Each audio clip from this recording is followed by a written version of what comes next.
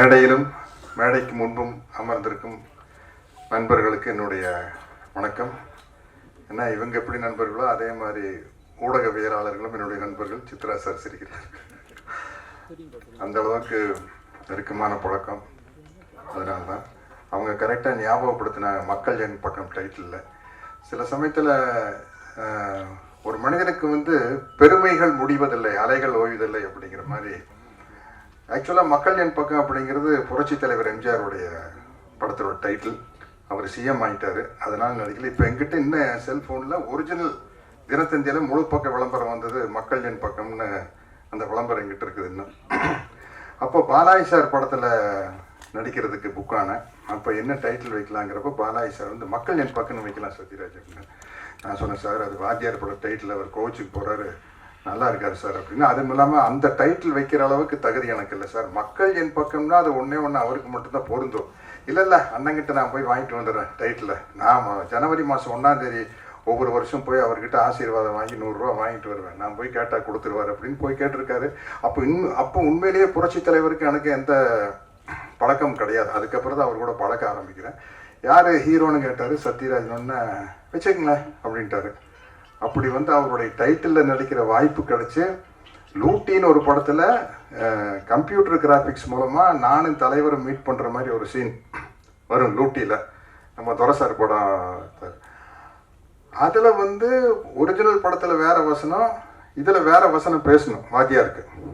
மயில்சாமி தலைமையில் பல mimicry artist பேசி பாட்டும் ஒன்றும் சரிப்பட்டு வரல. ஏவிஎம் கார்டன் தேட்டரில் மயில்சாமி சொன்னாப்புல கரெக்டாக சத்யராஜனை கூப்பிடுங்க, அவர் தான் கரெக்டாக பேசுவார் தலைவருக்கு அப்படின்னு சொல்லி போய் அந்த சீனில் எனக்கு நானே பேசிட்டு புரட்சி தலைவருக்கு நானே டப்பிங் பேசிட்டேன். அவருக்கு டப்பிங் பேசின ஒரே ஆள் நானாக தான் இருக்கேன். ஏன்னா குண்டடிப்பட்டதுக்கு அப்புறம்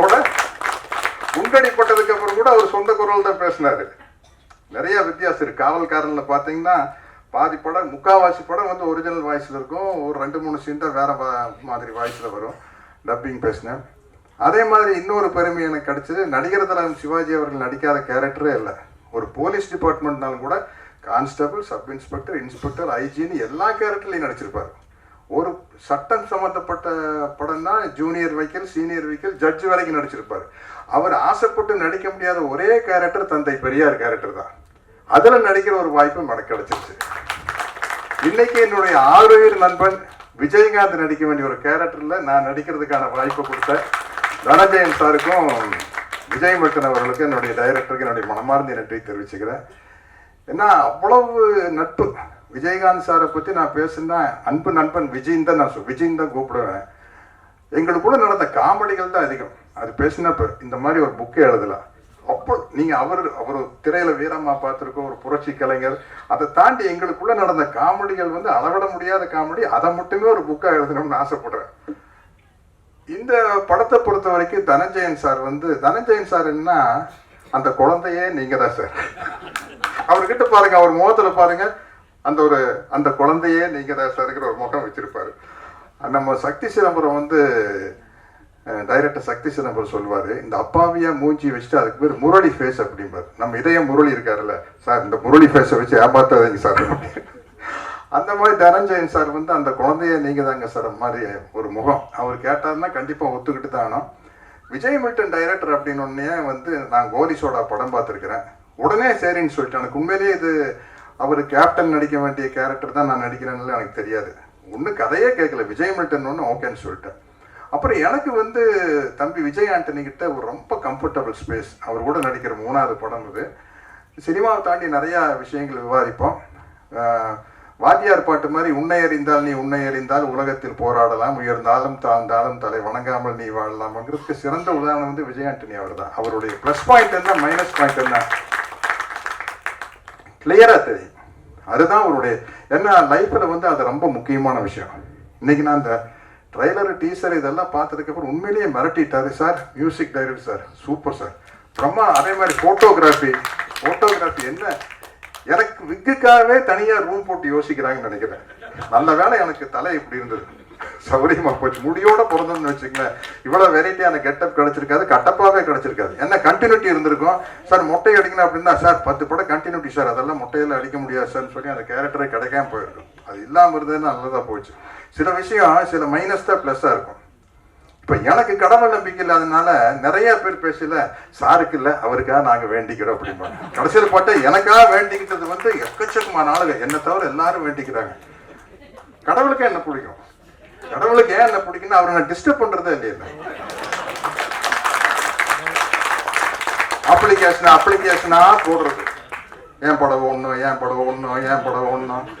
அந்த ஆள் என்ன செய்வாரு, 2 பேர் எலெக்ஷன் நிக்கிறாங்க, 2 பேர் போய் பூ தேங்காய் பழத்தோட போய் சாமி நான் தான் ஜெயிக்கணும் அப்படின்னு அந்த ஆள் கன்ஃபியூஸ் ஆயிருப்பாரு. யாரோ ஒருத்தர் தாங்க ஜெயிக்க முடியும், அதாங்க இயல்பு. Praying is nothing but dictating God. கடவுளை நீ கடவுள்கிட்ட நீங்க கட்டளை இடுறீங்க, எப்படியாச்சும் என் படம் ஓடணும் அப்படின்னு வேண்டுதல். எப்படியாச்சும் என் படம் ஓடணும், ரெண்டு ஒன்று தானே, டயலாக் ஒண்ணுதான். எப்படியாச்சும் என் படம் ஓடணும் அப்படிங்கிறது தான், பாடி லாங்குவேஜ் தான் வேற.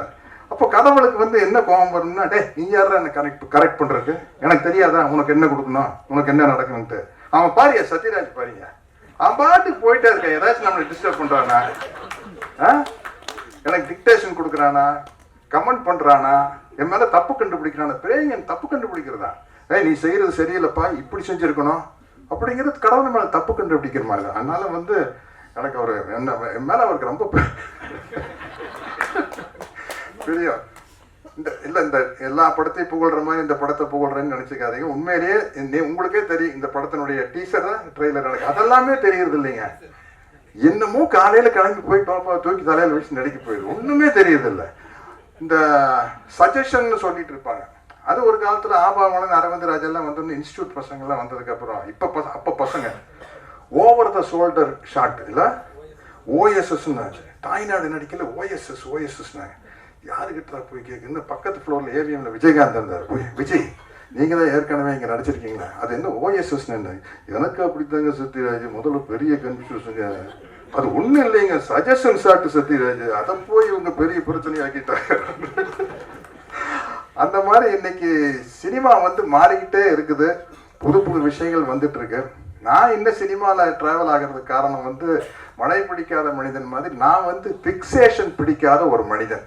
இந்த நேரத்துக்கு எதுவும் அதான் இப்படி கூட சொல்ல, லட்சியம் பிடிக்காத மனிதன். என்ன இப்படி போறது, அந்த பக்கம் கதவு இருந்தா அப்படி போறது, அங்க சேவர் இருந்ததுன்னா லெப்ட்ல கட் பண்ணி போகுது, ஆனா அங்க ஒரு கதவு இருக்குப்பா, அப்படி நமக்கு எப்படியோ வெளியில போனா தான் முக்கியம். அதனால எப்படியோ வாழ்ந்தாகணும் அப்படிங்கிறதா. கொஞ்ச நாளைக்கு பிடிவாதமா இருந்த வில்லனா நடிக்கூடான்ட்டு இப்ப பார்த்தா பகத் பாசில் ஒரு பக்கம், SJ சூர்யா ஒரு பக்கம் அடிச்சு பின்றாங்க. ஓ வில்லனா நடிச்சோம்னா தான் நம்ம நல்ல நடிகர்னு பேர் வரும் போல இருக்குது. இல்ல அதுலதான் ஆக்டிங் ஸ்கோப் அதிகம், பட் அதுக்கு தகுந்த மாதிரி ஒரு வில்லன் கேரக்டர் வேணும். எனக்கு என்ன பிரச்சனைனா, ஒவ்வொருத்தருக்கும் ஒரு ட்ரேட்மார்க் இல்ல, ட்ரேட்மார்க் இருக்கும். இப்ப விஜயகாந்த் சார படத்துல போட்டு செவத்தில் ஏறி வரைக்கூடாதுன்னா எப்படி, ரஜினி சார படத்துல வந்து ஸ்டைல் பண்ணக்கூடாதுன்னு எப்படி, அது மாதிரி சத்யராஜ்னா நக்கல் நையாண்டி லொல்லு இருக்கணும். இது வில்லனா நடிக்கையில் இது இருக்கணும்னா 2 பேர்த்துக்கிட்ட இருந்து லைசன்ஸ் வேணும். ஒன்று டைரக்டர் கிட்ட இருந்து வேணும், இன்னொன்று ஹீரோ கிட்ட இருந்து வேணும். ஹீரோ முகம் சுடிச்சா டைரக்டருக்கு பெரிய கன்ஃபியூஷன் ஆயிடுது. அதனால தான் வில்லனா நடிக்கிறது பெரிய கஷ்டமா இருக்குது. இந்த பவர்ஃபுல்லா இருந்தா நடிக்கலாம் இது மாதிரி, அதில் ஒன்றும் சிக்கல் இல்லை. இப்போவும் நடிக்கிறேன். அது மாதிரி வந்து எனக்கு பலவிதமான கேரக்டர் வந்து ஏற்கனவே கொடுத்த டைரக்டர்களுக்கு தான் நான் நன்றி சொல்றேன். பி வாஸ் சாருக்கு, மணிவண்ணன் சாருக்கு, பாரதி ராஜா சாருக்கு. ஏன்னா இப்போ நான் ஒரு ஹிந்தி படம் இன்னைக்கு 7ஆம் தேதி வந்து வெப்பன் ஒரு படம் வருது, அதில் வந்து ரொம்ப டஃப் கேரக்டரு. அதே ஜூன் 7 முஞ்சியா அப்படின்னு ஒரு ஹிந்தி படம், அதில் ஃபுல் காமெடி, கிட்டத்தட்ட தம்பி வடிவேலு பண்ற காமெடி கேரக்டர். நான் அவங்ககிட்ட கேட்டேன், ஏங்க சவுத் இந்தியாவில் தான் சத்யராஜ் தெரியும், உங்களுக்கெல்லாம் வெறும் கட்டப்பாவத்தான் தெரியும், இதெல்லாம் இங்கிலீஷ்ல பேசுறேன், அதை நீங்க டிரான்ஸ்லேட் பண்ணீங்க, உங்களுக்கு கட்டப்பாவத்தான் தெரியும், நீங்க எப்படி எனக்கு வந்து அதாவது காமெடியனா இருந்து டஃப் ஆகிறது இல்லை, ஃபுல்லாவே காமெடி. வடிவேலுக்கு பதிலாக நான் நடிச்சேன் எப்படி இருக்கேன் அந்த எப்படிங்க அப்படின்னா, அவங்க எப்போ எடுத்து என்னுடைய படத்துல பாட்டு சார் அதுல பயங்கரமா காமெடி ஒர்க் அவுட் ஆயிருந்தது சார், அதனால தான் அப்படின்னு சொல்லிட்டு பாருங்க ஜூன் 7 வருது விஜயாண்டனி சார், ஃபுல்லாவே காமெடி. ஆமா, அப்படி பலவிதமா இல்லை அள்ளி தெளிச்ச பி வாஸ் அவர்களுக்கும், மணிவண்ணன் அவர்களுக்கும், பாரதி ராஜா அவர்களுக்கும், பாசில் அவர்களுக்கும், ஜோஷி போன்ற இயக்குநர்களுக்கும், குருதனபாலுக்கும், SP முத்துராம சாருக்கும் நான் நன்றி சொல்லிக்கிறேன். ராஜசேகர் சார் தகடு காக்கி சட்டையெல்லாம் அவர் தான் சொன்னார். இப்படி பல சத்யராஜை காட்டி வச்சனால்தான் இன்னைக்கு விஜய மில்டன் சார் மாதிரி ஆளுகள்லாம் என்கிட்ட, புது இயக்குநர்கள்லாம் என்கிட்ட வர்றாங்க. அதனால அவர்களுக்கும் நன்றி கூறி, இன்னும் என்னை அரவணைத்து அழைத்து சென்று கொண்டிருக்கும் இந்த இன்றைய திரையுலகத்திற்கும் நன்றி கூறி விடைபெறுகிறேன். வணக்கம். சார் எல்லாருக்கும் இன்னைக்கு டைட்டில் நீங்களே கொடுத்துட்டு போயிருக்கீங்க சார். தேங்க்யூ. மழை பிடிக்காத மனிதன் இசை வாங்கிய டெண்டர் மியூசிக் ஜெகதீஷ் கிருஷ்ணா அவர்களை பேச அழைக்கிறோம்.